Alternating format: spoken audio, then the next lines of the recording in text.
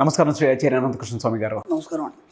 Money మంత్ర వీడియోలో education system గురించి కానీ, మన ఇండియా గొప్పతనం గురించి కానీ, లేదంటే మన దగ్గర ఉండేటువంటి ప్రతిభ గురించి కానీ చెప్పడం జరిగింది. అండ్ అందులో ముఖ్యంగా మనం ఉన్నతమైన ఆలోచనలతోనూ, లేదంటే ఆర్థికంగా కూడా ఎక్కడ ఎవరితోనూ వెనకబడిపోకుండా ఉన్నాం తప్ప, సో మనం ఎక్కడా తగ్గకుండానే ఉన్నాం అనేటువంటి కనిపెట్టి చాణక్యుడే కదా. అవును, అదే ఇప్పటికి ఇంప్లిమెంట్ చేస్తున్నారంటే మనం ఎంత గొప్పగా ఉన్నాం మనం ఆర్థికంగా కూడా. కానీ అది మర్చిపోతున్నాం మనం. అదే విధానాలే ప్రపంచం అంతా మనవి పాటిస్తున్నారు. మనం దాన్ని మర్చిపోయి మన దగ్గర లేదని మనం చెప్తున్నాం. అది ఎంత సిగ్గుచేట. అది రియల్లీ గ్రేట్. మనీ మంత్ర వీడియో ఇందులో ఏం చెప్తున్నారు సార్? చాలామంది మనకి మెడిటేషన్ చేస్తున్నాము, నాకు ఇలా జరుగుతుందండి, అలా జరుగుతుంది, ఏవో మనకి కాల్స్ వస్తాయి, మెసేజ్లు కూడా పెడుతుంటారు. అంటే మెడిటేషన్లో ఏమేం జరుగుతుంది, మనకి ఫస్ట్ కూర్చోగానే కొన్ని రోజులు మనకి ఏవో ఆలోచనలు వస్తుంటాయి, విపరీతం ఆలోచనలు వస్తుంటాయి. మన గతంలో కూడా కొన్ని ఎక్స్పీరియన్స్ చెప్పాం ఏమి జరుగుతుంది అనేది. కొందరికి ఏంటంటే కూర్చోగానే కాళ్ళు తిమ్మిరి వచ్చేస్తాయి, ఓకేనా. కొందరికి తల్లో పట్టి లాగినట్టు అవుతుంది, ఓకే. ఇవన్నీ ఎందుకు అవుతాయంటే మీకేం పని ఉండదు కాబట్టి అవుతాయి. అదే ఒక మూవీని అయితే 3 గంటలు ఏ నొప్పి లేకుండా హాయిగా చూడగలుగుతారు. ఈ మెడిటేషన్లో ఏంటంటే మాట్లాడేవాడు ఉన్నాడు, ఇంకేం పని ఉండదు కాబట్టి మీకు అలా ఫీలింగ్ వస్తుంది. మెడిటేషన్లో నేను చెప్పాను ఎన్నోసార్లు కూడా, ఇప్పుడు మన సబ్జెక్టు కూడా ఒక్కొక్కరిది ఒక్కొక్క ఎక్స్పీరియన్స్, అందరికీ ఒకేలాగా ఉండదు. అప్పుడు డబ్బు నేను ఎక్స్పెక్ట్ చేసినట్టు ఎటువాడికి కూడా రావాలని లేదు, ఎటువాడికి వచ్చినట్టు నాకు రావాలని లేదు. సంపద ఐశ్వర్యం కూడా అంతే. ఎవరి విధి విధానం వాళ్ళది, ఎవరి యొక్క ఆలోచనలు వాళ్ళే, అందరికీ ఒకే రకంగా రావాలని ఏం లేదు. దాంతోపాటు మెడిటేషన్లో ఎక్స్పీరియన్స్ కూడా చాలా రకరకాలుగా విచిత్రంగా ఉంటుంది, ఓకే. అయితే ఇంకా కొద్దిగా డెప్త్కి వెళ్ళినప్పుడు, ఓకేనా, వెళ్ళినప్పుడు ఏం జరుగుతుంది, ఓకేనా, ఒక శూన్యంలోకి వెళ్ళినట్టే మనకు ఒక ఎక్స్పీరియన్స్ రావడం, దాంతోపాటు కొన్ని కలర్స్ కనిపించడం, ఇవన్నీ జరుగుతాయి. అంత అయిపోయిన తర్వాత ఏమవుతుందంటే ఒక పెద్ద లైట్ కాంతి వెలుగుతుంది. అక్కడ ఇంకా ఏం కనిపించదు, శూన్యం తప్ప ఇంకేం ఉండదు. ఒకసారి వెలిగి ఆగిపోతుంది అది, లేదా కొద్దిసేపు వెలుగుతూనే ఉంటుంది. అసలు మనం అక్కడ ఉన్న మన బాడీ స్పర్శ కానీ, మనం అక్కడ ఉన్నది ఏది కూడా మనకు అది అవగాహనలో ఉండదు. కాబట్టి ఒక మంచి సాధకుడు, ఒక మంచి మెడిటేటర్, బాగా డెప్త్గా దాంట్లో వెళ్ళినవాడు, వారి యొక్క అనుభవం ఎలా ఉంటుంది ఒక ఆర్టికల్గా రాయడం జరిగింది. ఒకసారి మీకు చదివినిపిస్తాను. డెఫినెట్గా సార్. ఎందుకంటే ఆ ఫీలింగ్ బాగుంటుంది. ధ్యానంలో డెప్త్కి వెళ్ళినప్పుడు ఆ ఫీలింగ్ ఎలా ఉంటుంది. అలాగని చెప్పి ఇది అందరికి కలగాలని లేదు. ఒక మంచి సాధకుడు, మంచి మెడిటేటర్, వాళ్ళకి కలిగిన అనుభవాన్ని నేను వాళ్ళు చెప్తుంటే చాలామంది అనుభవాల్ని నేను నా అనుభవంగా రాశాను దీని ఒక ఆర్టికల్ మన మనీ మంత్రలో. Okay sir. మెడిటేషన్ డెప్త్గా వెళ్ళినప్పుడు ఆ యొక్క ఫీలింగ్ ఎలా ఉంటుంది. ఎందుకంటే మన క్లాస్కి మంచి మంచి మెడిటేటర్లు, చాలా సీనియర్లు కూడా వచ్చారు. అంటే వాళ్ళు మెడిటేషన్లో ఎన్నో సంవత్సరాల నుంచి చేస్తున్నటువంటి వాళ్ళ అనుభవాలు అంటే ఎలా ఉంటుంది, ఆ ఫీలింగ్ ఎంత గమ్మత్తుగా ఉంటుంది. అది మనం ఒక్కసారి నా యొక్క ఫీలింగ్లో నేను రాశాను, చక్కగా ఉంటుంది. శివుడి జటాజూటంలో జాలువారే గంగా నది ప్రవాహంలా నా జీవితపు అనంతపు అంచులో నేను, కులమానం లేని అనంతం నేనెక్కడో అంటూ వెతికితే పరిపూర్ణంగా నేనే, చెట్టు పుట్ట ప్రకృతి అంతా నా చుట్టూ నాలోనే, నా ప్రతిపదం ఢమరుకనాదంలోని అనువనువు ఒక భ్రమరంలా ప్రణవం పలుకుతూ ఉంటే, నా శరీరంలో ప్రతికణం రుద్రతాండవపు అనుభూతిని కలిగిస్తూ, విశ్వమంతా నేనవుతే సూర్యచంద్రులు నాకు అలంకారంగా మారి వారి వెలుగులు వెదజల్లితే, తెలియని కాంతి నన్ను ఆదరించి అనంతంగా మెరిసిపోతుంటే, విపరీత ధనరాశుల వెల్లువ నన్ను పలకరిస్తూ వింత లోకాల్లో విహరిస్తూ, కుండలిలోని నాగులు నా ప్రతి నాడిలోనూ మూలాధారం నుండి సహస్రారం వరకు ఒక విద్యుత్ కాంతిలో వెలిగిపోతూ, గొప్ప కాంతి నన్ను ఆవరించి భూమధ్యంలో అందరూ కనిపిస్తూ,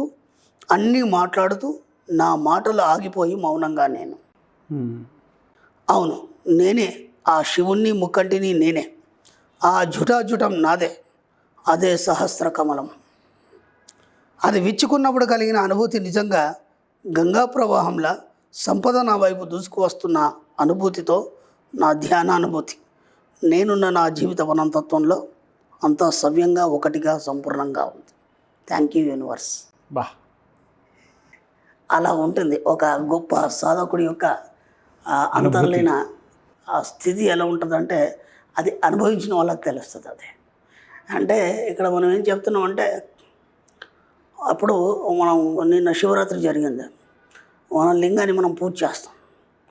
ఆ లింగాన్ని ఎందుకు పూజ చేయలేదు అంతా మళ్ళీ వేరే స్టోరీ. ఆ లింగంలో అన్నిటికంటే శ్రేష్టమైన లింగం ఏంటంటే మనకి స్ఫటిక లింగం. స్ఫటిక లింగాన్ని ఎందుకు పూజ చేయాలి? విచిత్రం ఏం జరుగుతుందంటే, మనకి ఇక్కడ ఏం చెప్తాడంటే, ఆపాతాల నవస్థలాంతమూన బ్రహ్మాండమా విస్ఫుర జ్యోతి స్ఫటిక లింగం మౌలి. అంటే ఈ యొక్క శివుడి యొక్క అంటే అవతారం ఎలా ఉంది, ఆ లింగం ఎలా ఉంది అంటే, భూమిలోంచి ఆకాశం మొత్తం ఒక స్ఫటిక ఆకారం ఎలా అయితే ఉంటుందో అలా ఉంది, దాని మధ్యలో ఈ సృష్టి అంతా ఉంది అని చెప్తాడు. అర్థమైందా? ఇది మనకి విచిత్రం ఏంటంటే, స్ఫటిక లింగానికి మనం పూజ చేసినప్పుడు ఏమవుతుందంటే, ఆ స్ఫటికం అంటే మనకి మొత్తం మనకు దాంట్లో మనకు పారదర్శకంగా ఉంటుంది. దాంట్లో ఎవరు కనిపిస్తారు? మనమే కనిపిస్తాం. ఎవరికి పూజ చేస్తున్నాం? ఎవరికి పూజ చేస్తున్నావు అంటే నీకు నువ్వే పూజ చేసుకుంటున్నావు. మన సబ్జెక్ట్లో కూడా నిన్ను నువ్వే పూజ చేసుకుంటావు, నువ్వే దేవుడు అని చెప్పేది అందుకే. కాబట్టి స్ఫటికలింగ దర్శనం కానీ స్ఫటికలింగ పూజ విధి విధానం కానీ చాలా శ్రేష్టమైందని చెప్పబడింది మనకి.